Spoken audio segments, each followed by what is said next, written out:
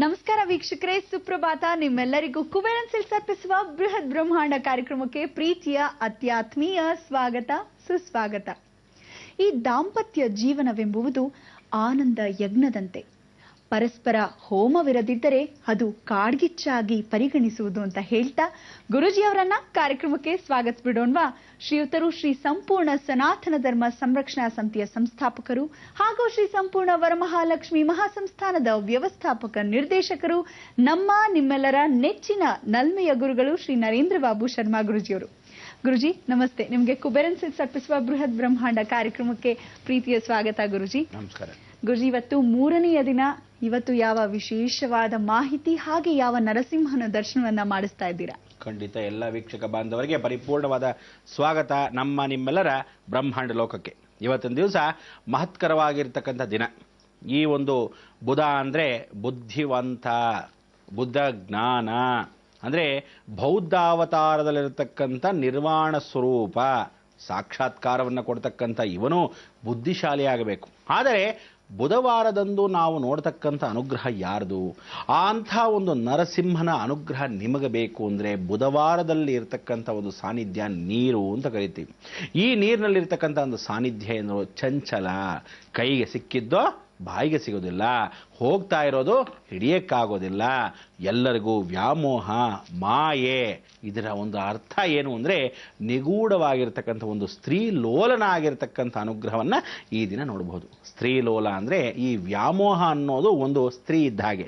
ಅದರ ಜೊತೆಗೆ ಓಡಾಡ್ತಾ ಇರತಕ್ಕಂಥ ಹುಡುಕಾಡಿ ಓಡಾಡುವಂಥವರು ಮನುಷ್ಯ ಜಾತಿಯವನು. ಅದಕ್ಕೋಸ್ಕರ ಇಂಥ ಒಂದು ವ್ಯಾಮೋಹದಿಂದ ಪರಿವರ್ತನೆ ಮಾಡ್ತಕ್ಕಂಥದಕ್ಕೆ, ಕಾಮ ಅಪೇಕ್ಷೆಗಳು ಇರ್ತಕ್ಕಂಥವನಿಗೆ ಪರಿವರ್ತನೆಗೊಳ್ತಕ್ಕಂಥದ್ದೇ ಈ ದಿನದ ನರಸಿಂಹ. ಇಂಥ ಒಂದು ನರಸಿಂಹನ ಅನುಗ್ರಹವನ್ನು ಪಡೆಯತಕ್ಕಂಥ ಈ ದಿನ ತಮ್ಮೆಲ್ಲರಿಗೂ ಆಶ್ರಯವಾಗಿರ್ತಕ್ಕಂಥ ಜೀವನ ಚರಿತ್ರೆಯಲ್ಲಿ ಪ್ರತಿಪೂರಕವಾಗಿ ಒಂದಲ್ಲ ಒಂದು ಬೇಕು. ಏನು? ಕಾಂಚನಂ ಕಾರ್ಯಸಿದ್ಧಿ. ಅಂಥ ಒಂದು ಸಂದರ್ಭ ಕೂಡ ಈ ನರಸಿಂಹನಿಗೆ ಹೊಂದಿರತಕ್ಕಂಥದ್ದು. ಕಾಂಚನಂ ಕಾರ್ಯಸಿದ್ಧಿಗೂ ಈ ನರಸಿಂಹನಿಗೂ ಏನು ಸಂಬಂಧ ಅಂತೀರಾ? ಜೀವನದಲ್ಲಿ ಪ್ರತಿಯೊಬ್ಬನಿಗೂ ಬೇಕಾಗಿರೋ ಕಾಂಚನ ಇಲ್ಲೇ ಒಂದು ನರಸಿಂಹನ ಜೊತೆ ಇರುತ್ತೆ. ಅದು ಯಾವ ನರಸಿಂಹ ಏನು ಅಂತ ತಿಳ್ಕೊಳ್ಳೋಕ್ಕೆ ಮೊದಲು ನಾವುಗಳು ಇವತ್ತಿನ ದಿವಸ ಉಮಾಮಹೇಶ್ವರ ವ್ರತ, ಆ ವ್ರತವನ್ನು ಪರಿಪೂರ್ಣವಾಗಿ ಮಾಡತಕ್ಕ ವಿಧಾನಗಳನ್ನು ನಿನ್ನೆ ದಿವಸ ತಿಳಿಸ್ಕೊಟ್ರು ಸಹ ಇವತ್ತಿನ ದಿವಸ ಉಮಾಮಹೇಶ್ವರ ಸ್ಮರಣೆಯನ್ನು ಮಾಡ್ಕೋಬೇಕು. ಅತ್ತೆ ಅಂಥ ಒಂದು ಉಮಾಮಹೇಶ್ವರ ಸೇರಿರ್ತಕ್ಕಂಥ ಸಂಗಮ ಅರ್ಧನಾರೀಶ್ವರ ಸ್ವರೂಪ. ಈ ಒಂದು ಅರ್ಧನಾರೀಶ್ವರ ಸ್ವರೂಪದಲ್ಲಿ ವಿಶೇಷ ಅಂದರೆ ಇವತ್ತಿನ ದಿವಸದ ನಕ್ಷತ್ರ ಪ್ರಭಾವ. ಈ ನಕ್ಷತ್ರದ ಪ್ರಭಾವದಲ್ಲಿ ನಾವುಗಳು ಪ್ರತಿದಿನ ಪ್ರತಿಯಂತೆ ನೋಡ್ತಕ್ಕಂಥದ್ದು ಪೂರ್ವಭಾದ್ರ. ಆ ಒಂದು ಚತುರ್ದಶಿಯ ಪೂರ್ವಭಾದ್ರ ಅಂದರೆ ಪೂರ್ವದಲ್ಲಿ ಭಾದ್ರಪದ ಮಾಸ ಅನುಗ್ರಹವನ್ನು ಪಡೆಯಿರತಕ್ಕಂಥ ಲಕ್ಷ್ಮೀನಾರಾಯಣ ಸಂಗಮ. ಶ್ರೀಮನ್ನಾರಾಯಣ ಅನುಗ್ರಹದಿಂದ ಸಾಕ್ಷಾತ್ ಅವನ ತಂಗಿಯನ್ನ ದರ್ಶನ ಮಾರ್ಗದಲ್ಲೇ ಪರಮೇಶ್ವರನಿಗೆ ಅರ್ಪಿಸ್ತಕ್ಕಂಥ ದಿನ ಉಮಾಮಹೇಶ್ವರ ವ್ರತ. ಆ ಉಮಾಮಹೇಶ್ವರ ವ್ರತವನ್ನು ಜಗತ್ತಲ್ಲಿ ಲಯಕರ್ತನಾಗಿರೋಕ್ಕೆ ಮೊದಲು ಸೃಷ್ಟಿ ನಿಯಮವನ್ನು ಉಲ್ಲಂಘನೆ ಮಾಡಬಾರದು. ಚತುರ್ಮುಖ ಬ್ರಹ್ಮಸ್ವರೂಪ. ಇಂಥ ಒಂದು ಚತುರ್ಮುಖ ಬ್ರಹ್ಮಸ್ವರೂಪದಲ್ಲಿ ತೇಜೋವರ್ಚಸ್ಸಲ್ಲಿ ಬ್ರಹ್ಮ ಸೃಷ್ಟಿಯಾದ ದಿನ, ಉಮಾಮಹೇಶ್ವರ ಸೇರಿದ ದಿನ, ಪರಿಪೂರ್ಣವಾಗಿ ನಾರಾಯಣಾಂಶದಲ್ಲಿ ಲಕ್ಷ್ಮೀಯ ಸ್ವರೂಪದಲ್ಲಿರ್ತಕ್ಕಂಥ ನಾರಾಯಣನು ತನ್ನ ತಂಗಿಯಾಗಿರ್ತಕ್ಕಂಥ ದುರ್ಗೆಯನ್ನು ಪರಮೇಶ್ವರನ ಒಪ್ಪಿಸಿದ ದಿನ. ಎಷ್ಟು ಚೆನ್ನಾಗಿದೆ ಈ ಒಂದು ಕಾಂಬಿನೇಷನ್ ಅಂದರೆ ಅಂಥ ಒಂದು ಸಂಗಮದ ದಿನವನ್ನು ಸ್ಮರಣೆ ಮಾಡ್ಕೋಬೇಕು. ಇದಕ್ಕೆಲ್ಲರಿಗೂ ಮೂಲ ಕಾರಣ ಇವತ್ತಿನ ದಿವಸದ ಶುಭ ದಿನ. ಅಂಥ ಒಂದು ಶುಭ ದಿನದಲ್ಲಿ ನಾವು ಯಾರನ್ನು ಸ್ವಾಗತಿಸಬೇಕು? ಮೊದಲು ಹೋಗೋಣ, ನವನರಸಿಂಹಗಳು ಕಾಯ್ತಾ ಇದ್ದಾರೆ, ಅವರನ್ನು ಸ್ವಾಗತಿಸೋಣ. ಜ್ವಾಲಾಹೋಬಲಮಾಲೋಲಕ್ರೋಡ ಕಾರಂಜ ಭಾರ್ಗಾಃ ಯೋಗಾನಂದ ಛತ್ರವಟ ಪಾವನಾ ನವಮೂರ್ತಯಃ. ನೋಡಿದ್ರ ಎಂಥ ಒಂದು ನವನರಸಿಂಹ, ಅಂಥ ಒಂದು ದಿವ್ಯ ತೇಜಸ್ಸಾಗಿರ್ತಕ್ಕಂಥ ಈ ಮಂತ್ರವನ್ನು ಪ್ರತಿದಿನ ಸ್ಮರಣೆ ಮಾಡ್ಕೊಳ್ಳಿ. ಆಗ ಸ್ಮರಣ ಮಾತ್ರೇಣ ಶೀಘ್ರಂ ಕಾರ್ಯಲಭ್ಯತೆ. ನಿಮ್ಮ ಎಲ್ಲ ಕಾರ್ಯಗಳು ಆಗತ್ತೆ, ಆಕಾಂಕ್ಷೆಗಳನ್ನು ಈಡೇರುತ್ತೆ ಅಂತ ಹೇಳ್ತಕ್ಕಂಥ ವಿಚಾರ ಮಂತ್ರ. ಅದಕ್ಕೆ 9 ನರಸಿಂಹನ ಏಕಕಾಲಕ್ಕೆ ಒಂದು ಸಣ್ಣ ಶ್ಲೋಕ. ಅದಕ್ಕೋಸ್ಕರ ಏಕಶ್ಲೋಕ ನವನರಸಿಂಹ. 9 ನವದ್ವಾರಗಳ ಮುಖಾಂತರವಾಗಿ ಬರ್ತಕ್ಕಂಥ ಈ ನರಸಿಂಹನ ಉಗ್ರೇಕ ಸ್ವರೂಪ ಸಾಕ್ಷಾತ್ ಯಾರು? ಮಾಲೋಲ ನರಸಿಂಹ. ಇವತ್ತು ನರಸಿಂಹನಿಗೆ ಮಾಲೋಲ ನರಸಿಂಹ ಅಂತ ಕರೀತಾರೆ. ಏನಕ್ಕೆ ಈ ಮಾಲೋಲ ನರಸಿಂಹ ಅಂತ ಕರೆದ್ರು ಅಂದರೆ ಲಕ್ಷ್ಮಿ ಅಂದರೆ ಮಾಲೋಲ, ತೊಡೆಯ ಮೇಲೆ ಅಂತ. ಮಾಲೋಲ, ಆ ಲೋಲ ಅಂದರೆ ತೊಡೆ, ಮಾಲೋಲ ಅಂದರೆ ನನ್ನ ತೊಡೆಯ ಮೇಲೆ ನನಗಿಷ್ಟವಾದ ಒಂದು ವಸ್ತುವನ್ನು ಇಟ್ಕೊಂಡಿರೋದು ಅಂತ ಒಂದು ಅರ್ಥ. ಅದಕ್ಕೆ ಇಷ್ಟವಾದ ಅರ್ಥ ಯಾವುದು? ಲಕ್ಷ್ಮೀ ಸಮೇತ ನರಸಿಂಹ. ಅಂದರೆ ಇವನಿಗೆ ಉಗ್ರತನೆಯಾಗಿದ್ದಾಗ ಒಬ್ಬ ಮನುಷ್ಯನಿಗೆ ಯಾವಾಗಲೂ ಕೋಪಿಷ್ಠನಾಗಿರ್ತಾನೆ. Every man has a women behind him. ಅಂದರೆ ಎಲ್ಲ ಹೆಣ್ಣು ಮಕ್ಕಳು ಒಂದು ಗಂಡಿನ ಅಭಿವೃದ್ಧಿಗೆ ಪ್ರಾಯಶ್ಚಿತ್ತವಾಗಿ ಬಂದಿರ್ತಾರೆ ಜೀವನದಲ್ಲಿ. ಅಂಥ ಒಂದು ಸಂದರ್ಭ ಸಾಕ್ಷಾತ್ ಜಗದೀಶ್ವರಿ. ಆದರೆ ಸೃಷ್ಟಿಯ ಮೂಲ ಕರ್ತವ್ಯ ಹೆಣ್ಣಾಗಿರೋದ್ರಿಂದ ಅವಳಿಗೆ ಗೌರವಿಸಬೇಕಾಗಿರತಕ್ಕಂಥದ್ದು ಧರ್ಮ. ಅಂಥ ಒಂದು ಸೃಷ್ಟಿಯ ಮೂಲ ಕಾರಣ ಕಂಬದಿಂದ ಬಂದಳು. ಕಂಬದಿಂದ ಬಂದಾಗ ಸ್ವಾತಿ ನಕ್ಷತ್ರವಾದಳು, ಅವಳ ಹೆಸರೇ ಸ್ವಾತಿಯಾದಳು ಕಂಬವಾಗಿ.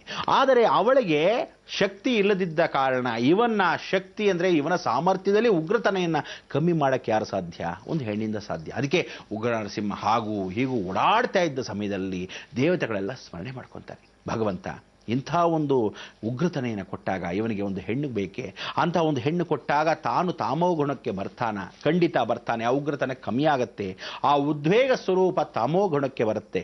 ಅದಕ್ಕೆ every man as a women ಅಂದರೆ ಪ್ರತಿಯೊಂದು ಗಂಡಿಗೂ ಹೆಣ್ಣಿರಲೇಬೇಕು ಅನ್ನೋ ಸಾಕ್ಷಿರೂಪ. ಆದರೆ ಆ ಹೆಣ್ಣು ಒಳ್ಳೆಯ ಹೆಣ್ಣನ್ನು ಆರಿಸ್ಕೋಬೇಕು. ಅದಕ್ಕೆ ಚಂಚುಲಕ್ಷ್ಮಿ. ಚಂಚುಲಕ್ಷ್ಮಿ ಅಂದ್ರೇನು? ಚಂಚಲವಾಗಿರ್ತಕ್ಕಂಥ ಬುದ್ಧಿ ಒಳ್ಳನ್ನ ಕಟ್ಕೊಂಡ್ಬಿಟ್ರೆ ಜೀವನ ಪರ್ಯಂತ ಯಾವ ಕಾಲಕ್ಕೂ ಸ್ಥಿರವಾಗಿರಲ್ಲ ನಮ್ಮ ಜೀವನ. ಅದಕ್ಕೆ ಚಂಚಲೆಯಾಗಿರಬಾರ್ದು ಅವಳು. ಅದಕ್ಕೆ ಚಲ್ಲಾಗಿರ್ತಕ್ಕಂಥ ಹುಡುಗಿನ 1 ಕಿಲೋಮೀಟರ್ ದೂರ ಬಿಸಾಕಿ ಸ್ಥಿರವಾದ ಲಕ್ಷ್ಮಿ ಅಂದಿರಬೇಕು. ಚರಲಕ್ಷ್ಮಿ ಸ್ಥಿರವಾಸಃ. ಅಂಥ ಒಂದು ಚಂಚುಲಕ್ಷ್ಮಿನೇ ವಶ ಮಾಡಿಕೊಂಡಿದ್ದವನು ನರಸಿಂಹ. ಅಂಥ ಒಂದು ವಿಶೇಷವಾಗಿರ್ತಕ್ಕಂಥ ಮಾಲೋಲ ಅಂತ ಹೇಳಿ ತೊಡೆಯ ಮೇಲೆ ಕೂಡಿಸ್ಕೊಂಡ ಆ ನರಸಿಂಹ ಈ ಒಂದು ಉದ್ವೇಗದಲ್ಲಿರ್ತಕ್ಕಂಥ ಅವನ ಕೋಪ ತಾಪಗಳೆಲ್ಲ ಕ್ಷಮಣವಾಯಿತು. ಆದರೂ ಸಹ ಅವನಲ್ಲಿ ಅವನ ಹೆಸರು ಲಕ್ಷ್ಮೀ ನಾರಸಿಂಹನಾದ. ಇಂಥ ಒಂದು ಲಕ್ಷ್ಮೀ ನಾರಸಿಂಹನಾಗಿರ್ತಕ್ಕಂಥ ಈ ಕ್ಷಣದಲ್ಲಿ ನಾವು ಅವನ ಸ್ಮರಣೆ ಮಾಡ್ಕೋಬೇಕು. ಯಾಕೆಂದರೆ ಲಕ್ಷ್ಮಿ ಸಿಗೋದು ಬಹಳ ಕಷ್ಟ. 9 ನವರಂಧ್ರಗಳ ಮುಖಾಂತರವಾಗಿ ನವನಾಗ ಕ್ಷೇತ್ರ ಅಂತ ಕರಿತೀವಿ ಈ ಅಹೋಬಲನ. ಅಹೋಬಲದಲ್ಲಿ ನವನಾಗ ಕ್ಷೇತ್ರ ಅಂದರೆ ಇಲ್ಲಿ ನೀವು ನೋಡ್ಬೋದು ಸಾಧಾರಣವಾಗಿ ಬೆಟ್ಟಗಳು 9 ಭಾಗವಾಗಿದೆ.